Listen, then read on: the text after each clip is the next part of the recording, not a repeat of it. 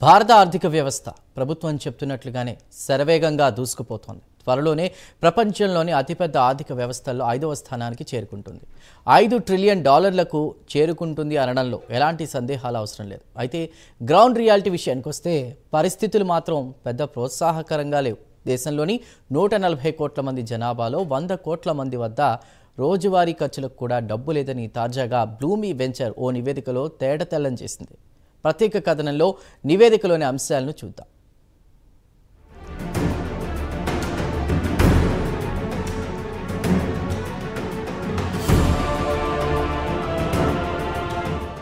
భారత ఆర్థిక వ్యవస్థ శరవేగంగా దూసుకుపోతుందని మన ప్రధానమంత్రి నుంచి ఆర్థిక మంత్రి వరకు గొప్పగా చెప్పుకుంటారు.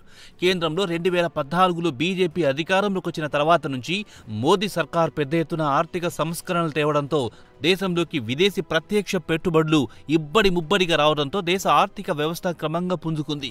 బిలియన్లలో ఉన్న జీడీపీ క్రమంగా $1 ట్రిలియన్ చేరుకుంది. ఇక్కడ $1 ట్రిలియన్ అంటే ఇండియన్ కరెన్సీ ప్రకారం 87 లక్షల కోట్లుగా చెప్పుకోవచ్చు. అయితే త్వరలోనే ఇండియా $5 ట్రిలియన్ చేరుకుని ప్రపంచంలోని అతిపెద్ద ఆర్థిక వ్యవస్థలో 5వ స్థానానికి చేరుకుంటుంది. అయితే మన దేశ జనాభా ఎక్కువగా ఉండడం వల్ల ఇంత సంపదున్న తలసరి ఆదాయం విషయానికొస్తే యూరోపియన్ దేశాలతో పోల్చుకుంటే చాలా తక్కువగా ఉంటుంది. అదే యూరోపియన్ దేశాల్లో జనాభా తక్కువ కాబట్టి అక్కడ తలసరి ఆదాయం ఎక్కువగా ఉంటుంది.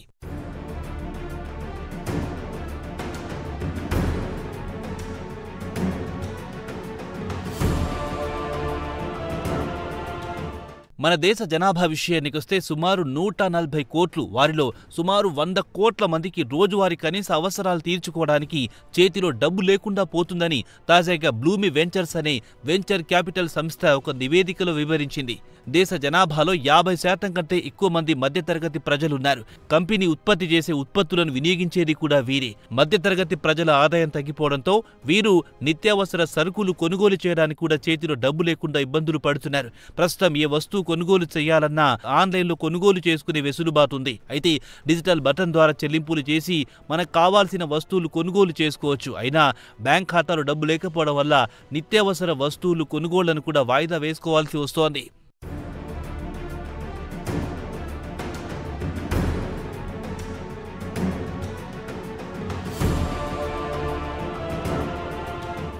ఆసియాలో అతిపెద్ద ఆర్థిక వ్యవస్థలో ఇండియా 3వ స్థానంలో నిలుస్తోంది. అలాగే దేశంలో సంపన్నుల సంఖ్య మాత్రం వాస్తవంగా చూసుకుంటే పెద్దగా పెరగడం లేదు. ఉన్న సంపన్నులు మరింత సంపన్నులుగా తయారవుతున్నారు. ఇక కంపెనీలు కూడా ఈ సంపన్నుల కోసం ప్రీమియం ప్రోడక్టులు తెచ్చి అమ్ముకుంటోంది. దీంతో దేశంలో లగ్జరీ గూడ్స్ వస్తువుల మార్కెట్ క్రమంగా జోరందుకుంటోంది. ఈ సంపన్నులు ఉన్న ప్రోడక్ట్ను అప్గ్రేడ్ చేసుకుంటున్నారు. కాగా ఈ కంపెనీలు మాస్ మార్కెట్ల కోసం ప్రోడక్ట్లను తయారు చేయడం లేదు. కేవలం సంపన్నులను దృష్టిలో ఉంచుకొని మాత్రమే ప్రోడక్ట్లను తయారు చేస్తున్నాయి. దీనికి ఉదాహరణ చెప్పుకోవాలంటే దేశంలో ఆల్ట్రా లగ్జరీ గేటెడ్ హౌసింగ్ అమ్మకాలు ఊపందుకున్నాయి. అలాగే దేశంలో ప్రీమియం ఫోన్ల అమ్మకాలు జోరందుకుంటున్నాయి. దీనికి వ్యతిరేకంగా ఎండ్ ఫోన్లు కొనేవారు మార్కెట్లో కరువయ్యారు.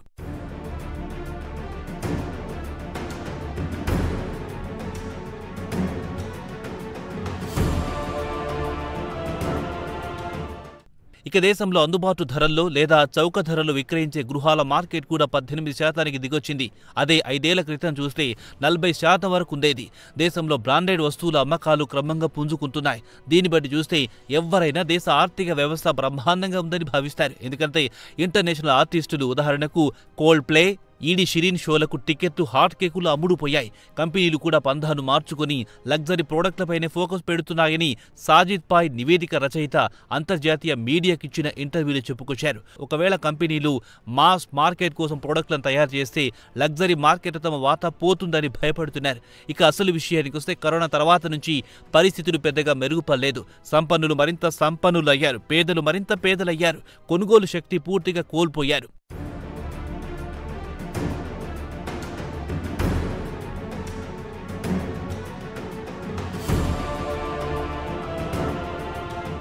అయితే కోవిడ్ తర్వాత కాకుండా అంతకు ముందు కూడా ఇండియాలో ఆర్థిక సమానత్వం లేదు. ఇక దేశంలోని జాతీయ సంపదలో 57.7% కేవలం 10% మంది సంపన్నుల వద్ద మాత్రమే ఉంది. వాస్తవానికి 1990లో ఇది 34% ఉండేది. అయితే సమాజంలో అట్టడుగున ఉండేవారి జాతీయ ఆదాయం 1990లో 22.2% ఉంటే ప్రస్తుతం 15% దిగొచ్చింది. తాజా గణాంకాల ప్రకారం చూస్తే దేశంలోని పేదల వద్ద కొనుగోలు శక్తి లేదు. అదే సమయంలో అప్పుడప్పుడు పొదుపు చేసి సమకూర్చుకున్న డబ్బు కూడా పెరిగిపోతున్న ద్రవ్యోల్బణాన్ని కరిగిపోయింది. దీంతో పాటు అప్పులు కూడా పెరిగిపోయాయి. దీంతో reserve bank of India Covid తర్వాత ఆర్థిక వ్యవస్థను బలోపేతం చేయడానికి తేలికగా అన్సెక్యూర్డ్ లోన్ ఇవ్వడం ప్రారంభించింది. దేశంలో వినియోగం అంటే కన్సంప్షన్ పెంచడానికి ప్రభుత్వం ఏడాది బడ్జెట్లో $12 బిలియన్ల పన్ను రాయితీ ప్రకటించింది. దీంతో ప్రజల చేతిలో డబ్బు ఆడుతుంది, దేశ జీడీపీ పెరుగుతుంది, అలాగే కన్సంప్షన్ జీడీపీ 0.5% పెరుగుతుందని పాయ్ అంచనా వేశారు.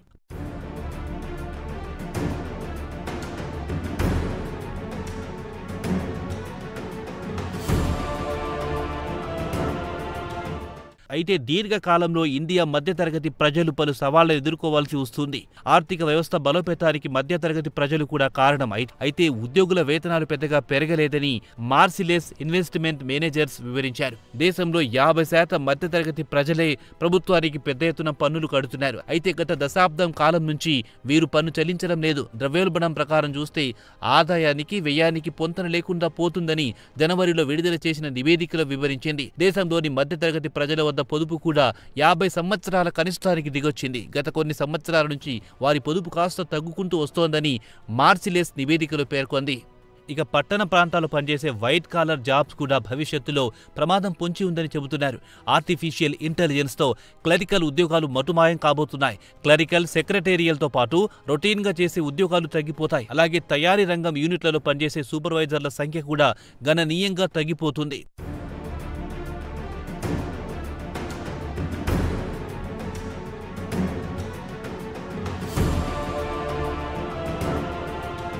కేంద్ర ప్రభుత్వం ఇటీవల విడుదల చేసిన ఎకనామిక్ సర్వేలో కొత్త టెక్నాలజీ వల్ల చిన్న ఉద్యోగులపై తీవ్ర ప్రభావం పడుతుందని ఆందోళన వ్యక్తం చేసింది. ముఖ్యంగా ఇండియా లాంటి సేవా రంగాలపై ఆధారపడిన ఆర్థిక వ్యవస్థపై ప్రతికూల ప్రభావం చూపుతుందని ఆర్థిక సర్వేలో హెచ్చరించారు. మరి కేంద్ర ప్రభుత్వం ఉద్యోగాలు సృష్టించేందుకు ప్రత్యామ్నాయం అన్వేషించాల్సిన సమయం ఆసన్నమైందంటున్నారు ఆర్థికవేత్తలు.